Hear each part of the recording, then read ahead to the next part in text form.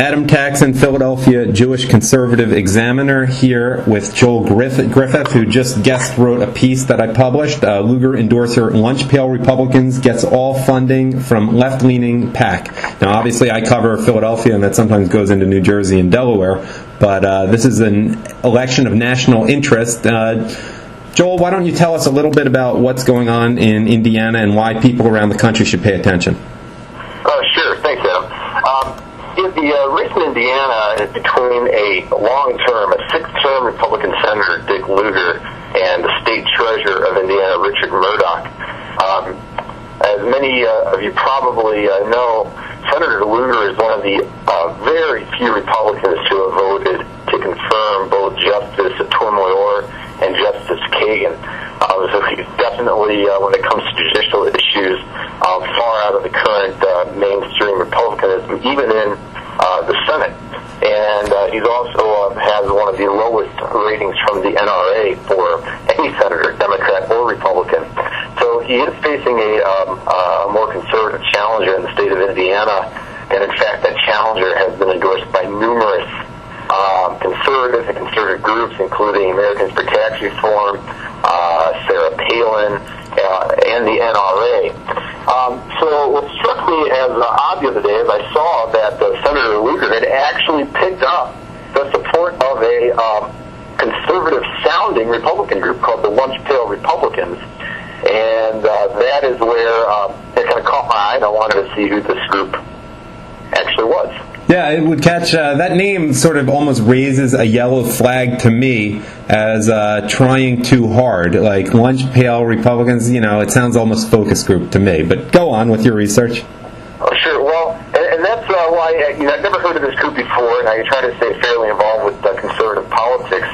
So I did a simple search of Lunch Pail Republicans and went to the website, and there wasn't really any information. Actually, there was no information on that website about who supports the organization. All it said was that they consist of Indiana Republicans. Well, fortunately, in this case, we do have the Federal Elections Commission to turn to, and I went ahead online and did some research, and I discovered that the reason why I'd never heard of Lunch Pail Republicans is that it's a fairly new organization, and there's actually only one quarterly filing with the SEC on file. So I went ahead to that filing, looked at it, and it turns out that last quarter, the last quarter that was reported, this Lunch Pail Republicans group has one donor. And it's not an individual, and it's not somebody from Indiana. It's a group called the Engineers Political Education Committee.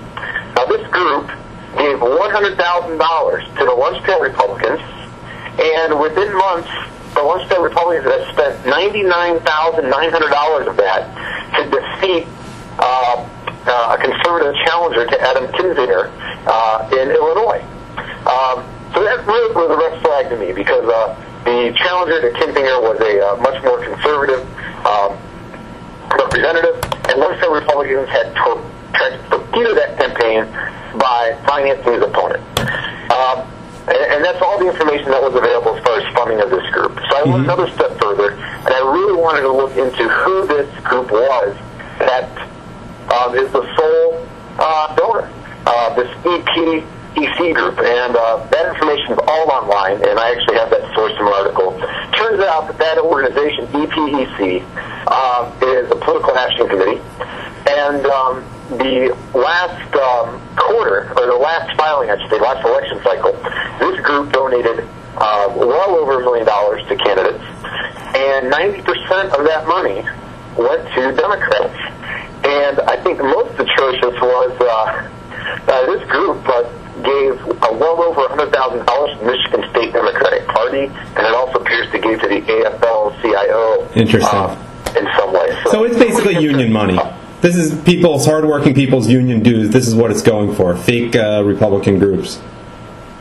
Yeah, it's a shame. Not to disparage anybody in the union, of course, but it's just the fact that, like you said, that these people are hardworking to get their dues over, and then this money is spent overwhelmingly on candidates who really don't wholeheartedly support policies that will increase economic prosperity. Now, does 36-year Capitol Hill veteran and as much a rhino as anyone could be called a rhino, Dick Lugar, has he distanced himself, or how has he reacted to all of this? Well, yeah, I thought that now that there are some blogs picking up on this, and now that the information is out there, I would have thought that the Lugar campaign would distance themselves. Originally, they trumpeted the endorsement, and they were very proud to have it. But no, they haven't distanced themselves. In fact, yesterday, I believe it was yesterday, or this week, Senator Lugar appeared with one of the leaders of that lunch pail Republicans group. I believe it was the chair, and his name is David Fagan, is the chair. I believe that's the one that the senator appeared with yesterday. So no, he's not distancing himself at all.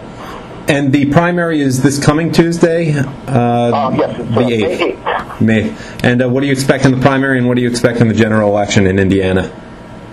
Well, in the primary, the polling shows it close.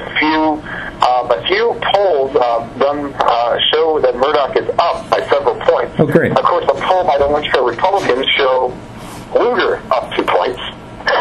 Interestingly enough. But it'll be a tough race in the general if Mourdock wins, because he is perceived as, and indeed is, more conservative. But I don't know that we should, as Republicans, just be going for the candidate that will be most likely to win, or else you do end up with people like Senator Lugar who don't support gun rights, and they're on the wrong side of judicial issues. What good is having a Republican candidate, a Republican senator, who votes Democrat in that situation? And who is the Democrat opponent? The likely Democratic opponent is a guy named, I don't know his first name actually, last name is Donnelly. He claims to be a conservative Democrat, but in fact, he voted for Obamacare. Gotcha. And he was a congressman? Yes. Okay, well, whoever wins, my dad will have his first name. You don't usually see a Dick versus a Richard or a Richard Lugar versus Richard Mourdock. That's kind of an unusual situation. But hey, it is Richard Mourdock, right? That's right. All right, interesting. Well, my dad will appreciate that. His name's Richard, as I mentioned. All right, Joel, anything else you want people to know? No, that's it, and I'm glad that you picked up on the story. Okay, well, I will get this out soon. Thank you. All right, sure.